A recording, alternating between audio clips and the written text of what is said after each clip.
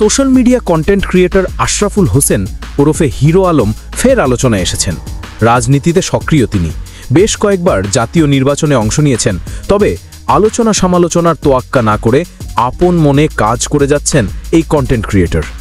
এবার মেয়র পদে নির্বাচনের কথা ভাবছেন হিরো আলম।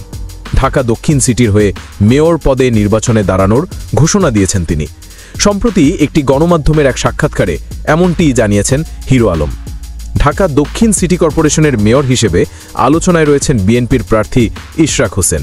বিএনপির এ নেতার বিরুদ্ধে নির্বাচন কতটা কঠিন তা জানতে চাইলে হিরো আলম বলেন, কোনো নির্বাচনই সহজ নয়। আমি আমার মতো কাজ করে যাচ্ছি, তবে সবকিছুই নির্ভর করে জনগণের ওপর।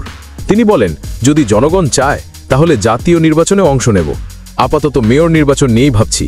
অনেকে ফোন দিচ্ছেন, উৎসাহ দিচ্ছেন, আলোচনা চলছে। আমি মানুষের জন্য কাজ করার সুযোগ চাই বলে জানান হিরো আলম।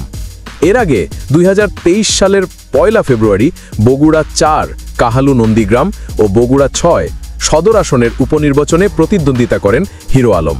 এর মধ্যে বগুড়া 4 আসনে আওয়ামী লীগ সমর্থিত নৌকার প্রার্থী একেএম রেজাউল করিম তানসেনকে 834 ভোটের ব্যবধানে বিজয়ী ঘোষণা করা হয়। অন্যদিকে বগুড়া 6 আসনে নৌকার প্রার্থী ও বগুড়া জেলা আওয়ামী লীগের সাধারণ সম্পাদক রাগেবুল আহসান বিজয়ী হন। এছাড়া 2023 সালের 23 জুলাই অনুষ্ঠিত ঢাকা 17 আসনের উপনির্বাচনে স্বতন্ত্র প্রার্থী হিসেবে একতারা প্রতীক নিয়ে প্রতিদ্বন্দ্বিতা করেছিলেন। ভোট গ্রহণের দিন তার উপর হামলা হয়। পরে তিনি ভোট বাতিল চেয়ে নির্বাচন কমিশনে লিখিত অভিযোগ দেন।